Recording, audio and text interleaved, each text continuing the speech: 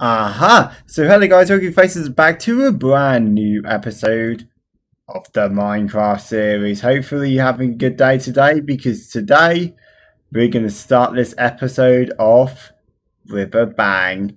So behind me, which you may can see, is we've got TNT.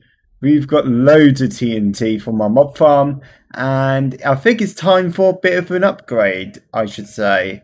So we are going to destroy this nether floor, and we are going to get ourselves some netherite.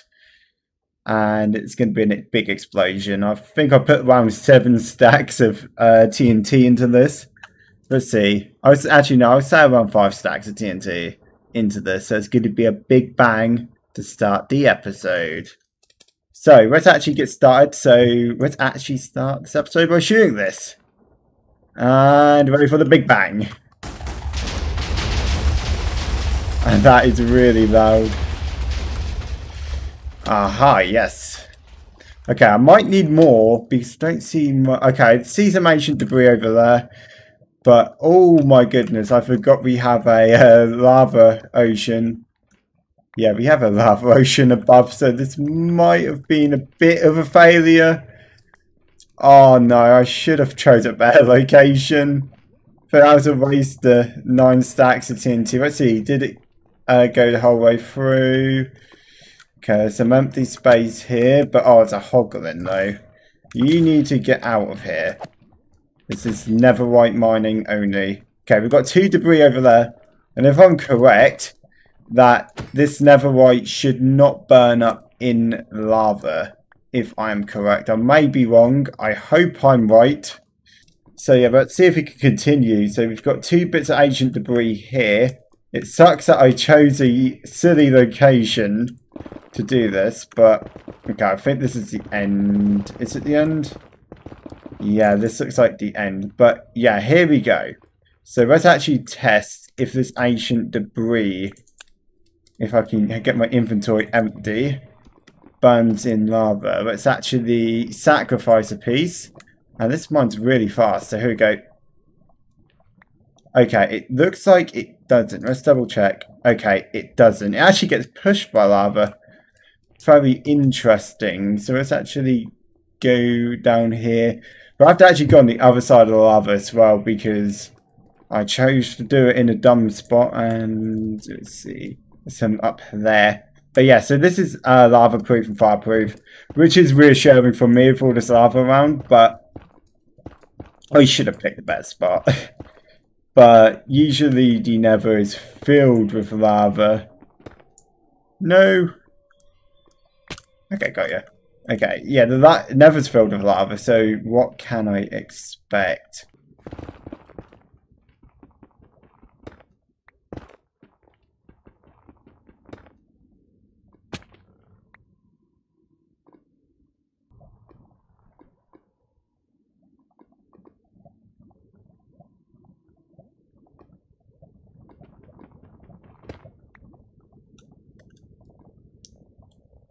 Okay, so we got 11. So we're basically a third away to our goal. Oh, there's 3 pieces here. This is a good find. Let's actually get up to here. And I'm on fire constantly. So glad I got the fire resistance on.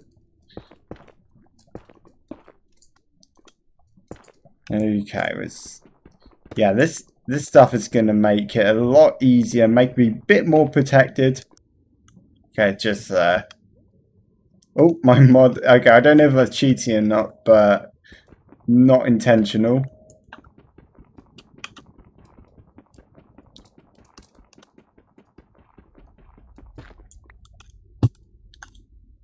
Okay, we've got 16, so we got a quarter of a stack. Oh, is that more?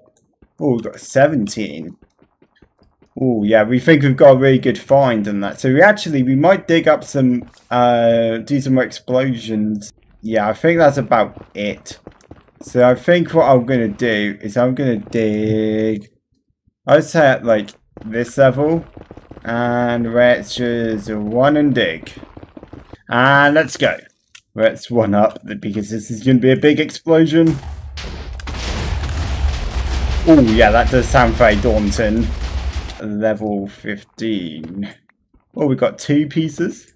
And run. And big boom. Oh, that sounds very loud. Yep, we already got some netherite.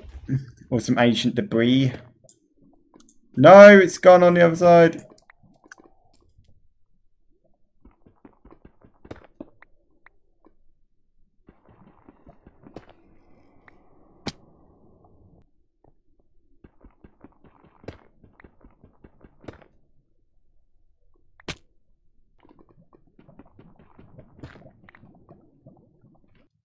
And it is time to craft 7 netherite ingots. Aha, yes. So actually, it says 3, 6, 7. Yes, so we do have enough to convert these all into netherite. Yes, it's time to become overpowered. And aha, so let's actually get the chest piece on. So yes, we are full netherite. And yeah, there's some changes I might actually do with the netherite. So I might make the netherite helmet into looking like diamond. But apart from that, we've got basically netherite tools, netherite armor, and we're pretty much powerful. So anything that comes near us is gonna get absolutely destroyed. So if you didn't know, last episode I was exploring around the Nether and I found a Bastion remnant. What happened was I actually almost got completely wrecked by the piglin brutes. So this armor might help me protect me a lot better against them. So I might add thorns to all this and that just for the flex. But yeah, we've basically got the best variant of armor in the game. So what is next? I'm most likely off camera going to make a resource pack, which basically makes this look like the standard diamond helmet. Do I have a spare one to show? Let's do a gold helmet. So this is netherite. Let's change it out to gold. I might actually change it out to this. Let's actually put chest piece on. Yeah, I might change it out to this. I like this design better. This seems a bit too tanky, but I don't know. Let me know what you guys think in the comments. It's all cosmetic changes, but it actually matches very well with my ender skin as well. So if I take this off and put this on, yeah, it actually suits it very well. It looks kind of blended in. Also an update on the nether tunnels and that. So the nether tunnels, they are 5 wide, 3 high, and they're completely done. So you can tell here I can fly perfectly fine in my tunnels without crashing into the walls. Yeah, so this one took a bit of time, and also to mention there is a bit of a concern with the wide tunnels. So obviously there's more spawning spaces, and hostile mobs can spawn like piglins and hoglins, which are the main problem. Piglins with swords, they deal 3 hearts of damage with full set of diamond. Have not tried yet with 3/4 netherite. So here we go. So got my netherite and that. We got our portal, and we can fly around the nether safely. And also, I did create a little what do you call it? A hole, which I can. Let's say if I'm down here, and I'm in the nether, I can fly up and get up here. Obviously, I did hit myself. Might make it a bit higher as well.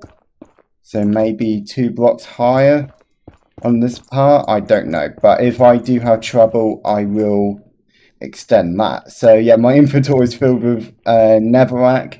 And the quartz here is just symbolizing where goes where. So 1 quartz leads to the end portal, and 2 quartz on the outside leads to the mob farm, and 2 quartz 1 away from the center means that it's literally just a hole down, a quick access to the bottom of the nether. So that is 1 project done. So I might do another project this episode, and we're going to be working on a villager breeder. So this is for preparation for our next farm, and that's pretty exciting. And let's get to it, and I'll show you how we're going to do a villager breeding system. It's going to be a cheap one, but it's what we need. We need around 60 villagers for this, what do you call it, farm next. So let's go into creative and explain how villager breeding works. Villager breeding setup. So we have 3 beds, 2 composters and 2 villagers. And in my inventory I have a lot of bread. So we need 3 beds, 2 for the villagers and 1 for the baby. So if you do not have this bed, the villagers cannot breed, and both of them, if I'm correct, must have a profession. So let's give them a few bits of bread. And what will happen is they will become willing. So if we let's do tick war, let's do 1000. So what should happen is they should go to each other and say, hi, let's like have a child. So I might actually have to make it into the next day.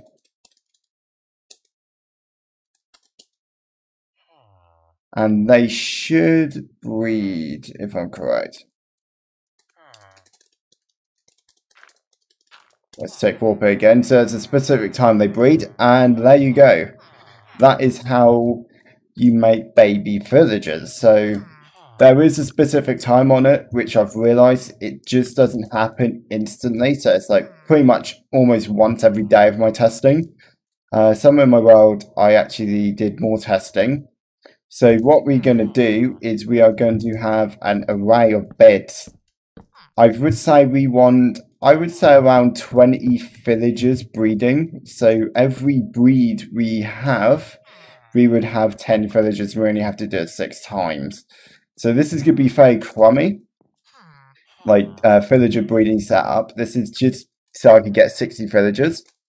But with the villagers breeding and that, there was a few concerns to address. So the first one is zombies. When this will be technically classed as a village, and zombies can create something called a siege, which basically spawns loads of zombies nearby, and they will attack the village, which is this. This doesn't look like a village. It genuinely looks like a really bad array of village breeding. So also second concern is pillagers. If there's pillagers nearby, they will attack the villagers. And also we cannot enter this area of Bad Omen, because let me put the difficulties on easy. So if I effect give Bad Omen, let's give it for like 10 seconds and then 0, it will do a raid. So that is what I do not want. Let's see. Disable raids, and we want this true, so let's actually get rid of that. So yeah, so it's very important that we sort out these problems and make sure that the villages are completely safe. Mob farm is going to be in big use here, because we'll be using the bone meal and the bones from the mob farm to make bread so we can breed these villagers up.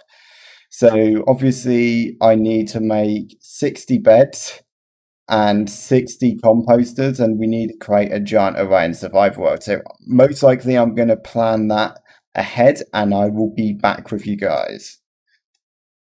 I spent a couple of hours doing this, and there's a total of 64 beds and 64 composters, and in the back here we do have a massive wheat farm, and to be fair, it does yield a lot of seeds. And also I did bring some bones over from the mob farm to grow the wheat with. So this is where we're going to do our farm. We most likely do it above here, and yeah, this is a pretty good spot, and in that direction is a village. Now we're going to do something which is very painful, and we are going to have to transport, I would say, around 8 villagers over here and leave them for like a day in game, and then we can start breeding them. So off camera also I will show you, I have actually made tunnels to the village in the desert from here. So I made a proper 5-wide tunnel. So we will fly down here, and this is where we have to transport the villagers. I also barricaded this off because the villagers do not run off. This tunnel is completely safe from anything. I don't know if hoglins attack villagers. That's the only concern I have. But I'm going to do one of them with you, and am I stuck? Nope. Okay, this dude can actually, we maybe can, okay, never mind. Right. Can you place the boat? Actually, no, yeah, go in there, go in there. Go in the portal, yes. Okay, okay, that was pretty easy. That was, did it for me. Okay, so, the villagers here, let's get them in a boat. And this is basically what we have to do. So this villager, if I'm correct, doesn't have any profession on him. So when he enters that portal, he should go to a composter and then should automatically be assigned a role. And that should be enough for the breeding to do. So we need at least 2, but I want to do 8 so I can get the breeding process done. And we'll keep breeding them until they can't breed anymore, which is the limit on how many beds we have. So now you're here, right? Actually, let's push him further to the portal. Oh god, this is like driving. Okay, right, let's turn around. Turn around. And if I destroy it, yes, he should go through. And he should become a farmer, yes. There we go. We've got our first villager in. We've got to do this 8 more times, or I might ransack the entire village. And after that, I'll catch you guys after, because this is a boring process. And that, so catch you guys after that. Aha, so these are the last 2 villagers that I need to transport, and it's been a bit of time. I found a way to make it twice as quick. If you have 2 villagers, the second one outside of the boat tends to follow the villager that's in the boat. So that is what I've been doing. So I've only had to do 4 trips in total. Well, 5 if you include in the one when I was recording. So what should happen, he should go through the portal now. And then what we do is we knock this guy in. I'm stuck. I actually can't reach him. Okay, let's get you in. Okay, that's nice. We pretty much did all the villager stuff. And also, I have bred some baby villagers already. So when these grow up, they should become farmers. And this guy... How aren't you a farmer yet? There's like a lot you can do. Okay, if he's not gonna have his profession, I will most likely will have to kill him. So that is the first bit done. That is like maybe the most tedious bit of it all. And that now it's all about a rating game. So what I need to do now is basically grow wheat, harvest it, grow it and harvest it. We'll actually do a quick like grow and harvest together. And that I've got a macro again, so I can instantly grow it. So let's actually do, I would say 2 lines of this wheat farm. And that should be enough to get some bread. So let's actually harvest this. And you can tell that we'll get a lot of seeds from this, which I might use for a future project. And I want to do something with wheat, carrots and potatoes for a future farm. So we've got 22. Okay, and that maybe should be enough. So what we do is we give the villagers 3 bits of bread each. So 1, 2, 3, 1, 2, 3, 1, 2, 3. All right, he ran away. 1, 2, 3, 1, 2, 3, 1, 2, 3. Didn't pick that one up either. 1, 2, 3, 1, 2, 3. 1, 2, 3. Okay, that'll be enough. Okay, so that should be enough. And what should happen is if you give it a bit of time, they will breed and that. So I don't know how long this will take. I most likely will have to cut this. So let's actually cut it. Oh, I've got on camera. Here we go. So these two villagers are breeding and they should have a child. And there we go. We got another baby villager. So yeah, I'm just literally chucking bread at these guys and that constantly so I can get the much baby villagers as I can. And we also get iron golem spawns as well in here, which is very interesting because I most likely just use them for iron. So we've got two iron golems in here. So I typically have realised from my experience that the villagers do breed when I wake up, but I don't know if it's because I've been doing the read. I most likely did miss a few breeding sessions. So yeah, so now this is like the long part of it. So I need to breed all the villagers until I cannot, what do you call it? Like breed anymore due to the bed limitation. So I've got to be a bit of time. It's going to take actually a long time. So I'll be back with you on that one because this task again is hella boring.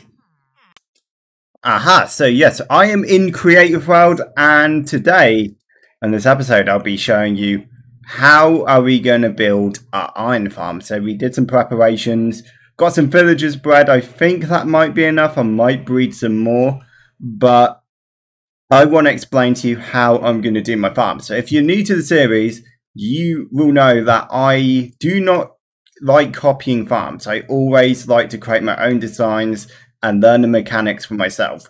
So I've spent like 5 hours playing around experimenting with villager iron golem spawning mechanics. So over here we have a little demonstration grid over here. So we have the villagers and we'll have a zombie here. Did I get rid of spawn egg? Yes, I did. Okay, right.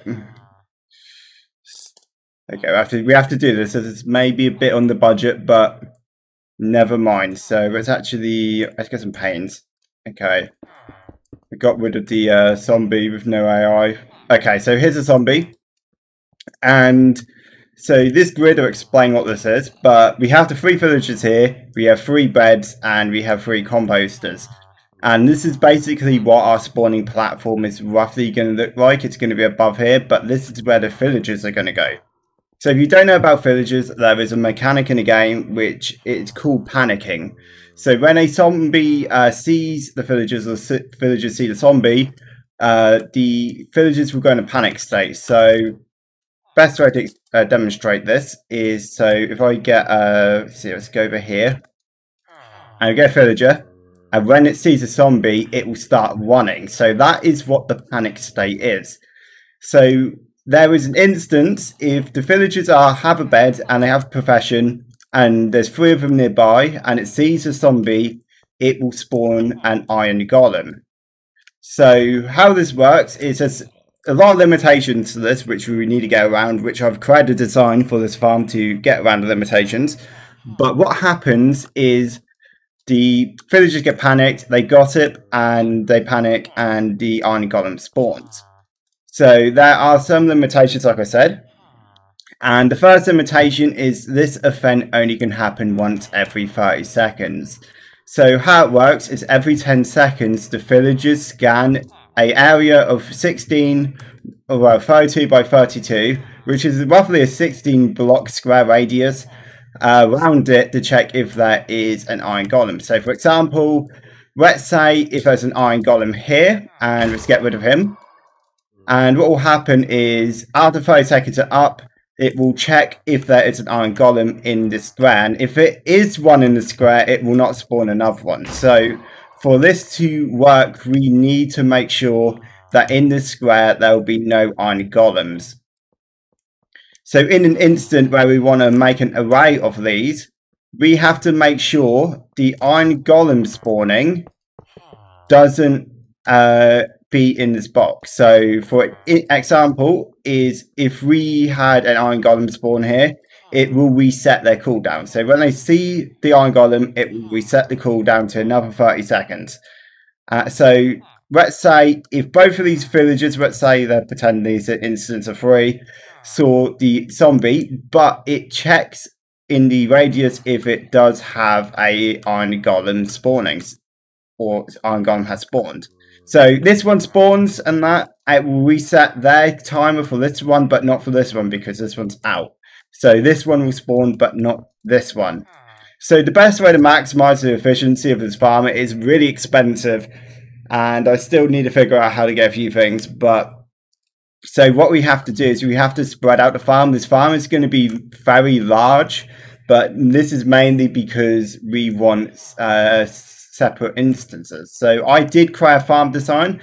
Let's go into my mob farm world where I do the mob farms. Okay, so I am in the mob farm world, and we are at the design which we'll be building for the iron farm.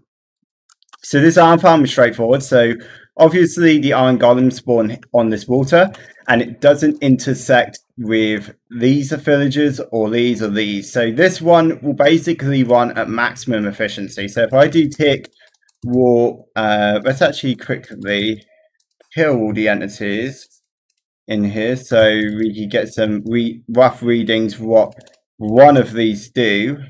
So type is iron golem, and then what we're going to do is we're going to tick warp it to 6,000. So we're going to speed up time, and this is basically of a quarter of a day, and they'll keep spawning, keep spawning, keep spawning, keep spawning, keep spawning, keep spawning, and we can count how many iron golems for one of these modules that we're going to build. So it should, yeah, done now. So let's go for this part over here. 1, 2, 3, 4, 5, 6, 7, 8, 9, 10. Now die.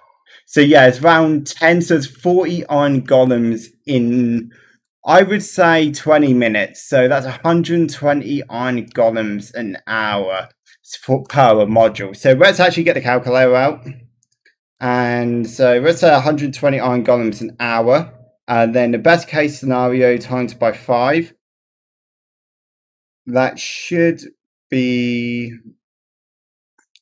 600 and that doesn't sound right.